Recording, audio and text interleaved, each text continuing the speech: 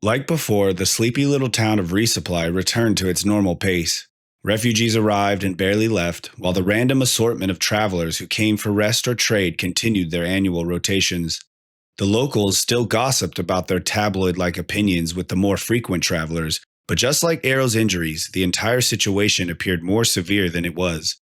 Despite the planet having a hole nearly shot through it, the thing that received the most damage was Arrow, Ava, and Rael's pride.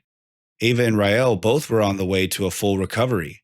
Most physical injuries were easily remedied by Nurse Kisa, but Arrow's troubles were something else. It took a month before Arrow's eyes opened to the artificial sun cascading through the windows of the conference room.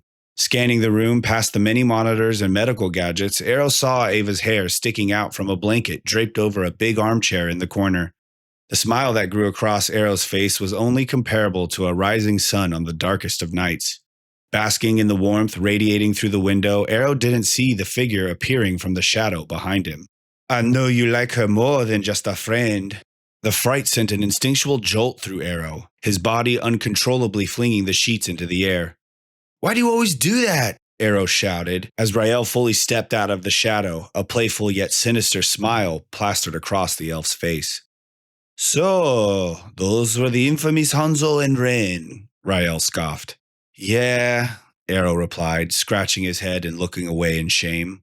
"I guess I should have officially mentioned them sooner." It's no matter. It's good to see you finally awake, though," Rael replied. When he came around to the front of the bed, Arrow could see the brace on his wounded arm. "It's good to see you, too. Looks like your injuries are getting better. So how long have I been out?" "Since the incident, it's been just over a month, actually," Rael said. "A month?" Arrow cried. "What exactly happened? I'm having a hard time remembering everything." "Can you tell me what you do remember?" Rael replied. "Well, I remember not seeing you guys that morning, so I headed out of town to see if you were training without me. I remember finding your mangled bodies, and I remember feeling the complete helplessness when it came to facing Hanzo and Ren." Arrow lowered his head to hide his tears. "Everything after that is a blur." Rael burst with laughter. "I can certainly tell you that story does not end there, my friend." "What do you mean?" Arrow replied. "Well, this spiky-haired kid who mangled my arm uses some kind of energy manifestation or conjuring ability. I guess your power is the opposite. Once the spiky-haired—" "Hanzo," Arrow interrupted. "His name is Hanzo, and the other Ren. Remember their names and their faces. We will see them again." "Once the spiky-head Hanzo started to use his energy-based attacks, the energy—" "Wait, let me back up. According to Till, you have a rare ability, so rare that it's pretty much unheard of. I don't really know the exact science, but Hanzo's ability charged you up, like a battery, until you overloaded." Arrow was confused. "Overloaded?" Rael postured, ready to explain even further. "According to Kisa, the part you don't remember is due to the overload, in the fact that Hanzo and Ren were beating you senseless. Arrow, it was unlike anything I've ever seen before. I don't know enough about your abilities, but seeing you unconscious for so long, we thought we lost you," Rael said, looking over at Ava, still asleep. "I don't know what came over me," Arrow stated. "All I tried to do was protect you guys. I can't believe we got beaten so badly. We still have lots of training to do.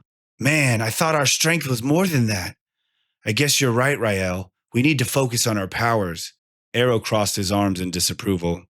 "I was going to say we need to do more push-ups," Rael replied, pointing to his broken arm. Both pondering their words, the momentary silence swiftly turned to laughter. Both Arrow and Rael laughed so hard snot spiraled from their noses. They would never admit it, but they were both glad to be past that day. Not long after, Ava would wake to the sound of her friends laughing together. The sight alone caused her to immediately burst into tears. "You're okay," she let out between sobbing breaths. "Arrow, I, I, we thought you were dead." She got up from the chair, stumbling over to Arrow and Rael on the bed. "You came to save us," she said, still crying. "You idiot, they could have killed you." "So does that mean I've finally earned my boots?" Arrow cheerfully asked. "Shut up, stupid, of course," Ava said, wiping the tears from her eyes. The trio held each other in an embrace of true friendship. realizing they had all made sacrifices for one another and resulting in the ultimate bond. As they released their embrace, Till walked through the door. "Good morning, everyone. Glad to see you all awake," he said, smiling through his nano helmet. "Nurse Kisa tells me you are all on your way to a full recovery. I'm sure by now we all know the circumstances of that fearful day are somewhat beyond explanation. We will get to that, but first I would like to inform you that those boys have been sent back to their program directors and will be reprimanded accordingly. You don't have to worry about them anymore," Till said with pride. Arrow watched as Rael and Ava's faces darkened. He could only smile at the sight of his friends visibly yearning for revenge. None said a word. "And this news upsets us. Okay, well, moving on," Till said, rolling his eyes. "Nurse Kisa wants to further monitor Arrow and Rael, but all things considered, you three are very lucky." Kisa finally slithered into the room, unfortunately followed by Headmaster Grant. Kisa went straight to checking the monitors without saying anything, while Grant made a charcuterie of sounds as he took a position in the corner of the room next to the door. Feeling everyone's focus on him, Arrow spoke up, asking the question he thought was on everyone's mind. "Till, I imagine you saw what happened. Is there anything you can tell me? About my powers?" Whether he knew it or not, Till's face sunk at the question. Standing still for a moment, it was clear the liaison was choosing his next words wisely. "I can tell you it wasn't pretty. Fortunately, we were able to decipher certain details of your, Till took a long pause, deciding how much he wanted to reveal. "Very unique ability. After analyzing both events, we understand that you can harness energy and then use that energy. This explains why you heal so fast." Beginning to pace the room, Till studied Arrow. "Both?" Ava snapped. "You mean this isn't the first time this has happened?" Ignoring Ava's outburst, Till continued. "What we've learned from the past situation was confirmed by the second. Once again, you took a beating and recovered your full strength within the conflict period, meaning your healing factor is influenced by your energy levels. The extent and details of this ability are unclear. With the first event, we also learned that if you become emotionally unstable, you enter an unpredictable frenzied state. With this recent event, we learned that if you go even further and absorb too much energy, Till paused, looking around the room. "If you become overcharged, you reach critical mass and explode." "Explode?" Ava shouted. "Yes," Rael confirmed. "Ava, you were unconscious, but it happened." The room returned to silence, everyone's eyes still on Arrow. Till continued. "The Galactic Alliance has been notified of the incident, along with the transcripts of the previous situation. Arrow, I don't have to tell you the seriousness of all this. What you did will be a beacon, calling those who seek to take advantage." Till shot a glaring look at Grant before returning to Arrow. "It wouldn't surprise me if the GA has already sent someone to recruit you to a junior cadet program. You three have a little over 2 years until you're eligible for conscription, until your evolutions. I don't know if they understand," Till said, gesturing to Ava and Rael, "but I know for sure you don't. Sadly, the only thing you know of the outside realm is what happens when you're lost enough to come here. There are so many things trying to kill you out there, I don't even know where to begin. Look, all I'm trying to say is we need the three of you to be more careful." Kisa slithered over and embraced Till, both staring down at Arrow. "Is this what having parents feels like?" Arrow wondered. Scoffing so loud he gained the room's attention, Grant seemed like he had a different opinion. "I say we send a lot of them to the asylum and be done with this. The planet is one catastrophe away from breaking into pieces. I say we don't take the risk." All but Arrow donned the same look of disgust. "What's the asylum?" Arrow asked. "It's exactly where they send wild animals such as yourself." Grant let out a squealing croak as he pushed his way to the center of the group. "Long have I protested these shenanigans. Arrow and his now 2 accomplices are a plague on this great town of resupply, and I do believe I have had enough." "If anyone belongs at the asylum, it's those 2 monsters who started all this," Ava shouted in defense. Arrow could only stare in amazement at the sight of someone defending him in an argument. "Headmaster, may I speak with you in private?" Till asked with kind words that did not match his rage-filled eyes. Grant didn't say another word. He just made a series of grunts and huffs as he built up the momentum to make his way out of the nurse's office. Till followed, shutting the door behind them. Arrow, Ava, Rael, and Kisa all stared at the door, imagining what serious discussion was taking place. "What do we do now?" Ava asked. That's a good question, Ava, Arrow responded, running his fingers through his hair. I know not your stance, but I, for one, can never let anything like this happen to us ever again, Rael said. I can feel my arm is still not ready. It's hard to admit I need more time to heal, but something must be done about this attack on our honor. The room grew quiet, except for the muffled bickering coming from just outside the door. We have to get stronger. On our own, Arrow decreed. After hearing the story over and over, I can put bits and pieces of it back together. We can never let anybody take advantage of us like that ever again. One thing is clear. We are not ready to face a real threat, and we only know so much between us. So we must train every day in as many subjects as possible. We must become stronger, faster, Arrow said. Flustered, Ava had to interrupt. Did you not hear a word that Liaison Till just said? If we do anything to get in trouble, we're sure to end up at the asylum. We must become the most technically complete warriors in the realm, Rael shouted, completely ignoring Ava's concern and joining Arrow in the dream.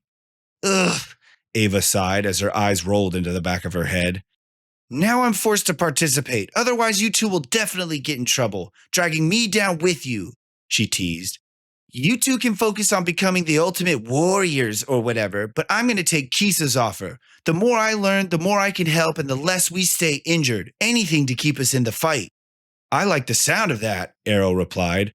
Rael's ears twitched, fanning the room slightly. If what I'm hearing outside is correct, the headmaster seems adamant about banishing Arrow. You can hear them talking out there? Arrow asked jealously. Rael simply rubbed his giant ears with a grin. Cool, you got big ears, Ava said, but what are we going to do?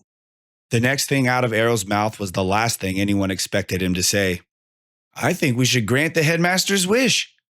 I highly doubt the GA has sent anyone to get us. So if there's no chance of getting off this planet anytime soon, then we need to go out on our own. We need to move to our HQ full time. Rael and Ava looked at each other, shocked at what Arrow had just proposed. What do you mean? Ava asked. Leave town? We can live at HQ. It basically has everything we need. I mean, we spend most of our time there anyway. With less distractions, we'll be able to harness our skills, Arrow said. We can add to what we already have. There are plenty of small animals for us to eat, and we will be right next to the river.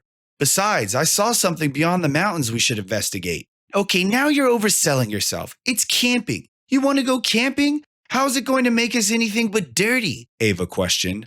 Rael's answer was simple. My people have been living with the land since the beginning. It would be good to go back. Think of all the training we can do, and any day you want, you can return to town to train with Kisa, Arrow replied, pointing at Kisa, who was checking the monitors, pretending not to listen. Ava seemed unconvinced, staring into Arrow's eyes in search of something.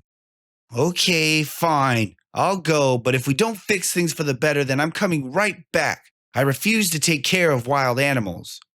Okay now, Kisa objected. Let's think this through. You can't just run off to live in the woods. But it was too late. The trio now had a look about them that was both exciting and terrifying, like three wild dogs who've cornered their prey. Ignoring Kisa's doubt and attempts to persuade their new quest, Arrow stood up for the first time, attempting to head for the door. The look on Kisa's face became frantic. She clearly searched for anything she could use against them. I don't think you understand, she said in a calm voice as she coiled around the room, blocking their exit. Eva can do what she likes, but you two aren't going anywhere. Not until after you've been cleared, she said, now in a demonic, otherworldly tone. Her body undulated until the skin around her neck and head fanned into a large hood stretching from shoulder to shoulder. Her fangs and nails elongated, and her eyes turned bright red. Nurse Kisa, in hopes of showing she meant business, revealed her primal form. I will not have my record as this town's nurse tarnished, especially by the likes of you three. Now, if you don't mind, I need to run some tests on Arrow, she said in her normal voice, which was somehow even more terrifying. Uncoiling from around the room, Kisa morphed back to normal and returned to the monitors as if nothing happened. Frightened pale, Arrow returned to bed, while Ava and Rael somberly walked towards the door. They were so shaken that Till and Grant didn't even question them as they walked to their cots in the main hall. Till poked his head into the conference room to check in. Everything okay here? Oh, everything is fine, Kisa sweetly replied. It's just that Rael overheard you and Grant. Now all three of them are ready to move into the woods. They kept going on about needing to improve themselves and get stronger. Yeah, so thanks for that. I'm sure after a week or two they'll forget all about it, Till calmly replied, looking over to Arrow. Rael was eventually cleared, but Arrow still needed more time for observation, at least according to Nurse Kisa. Each day, the trio reconfirmed their decision, and after some vague instructions from Arrow, Ava and Rael began small scouting parties to find the best path into the mountains.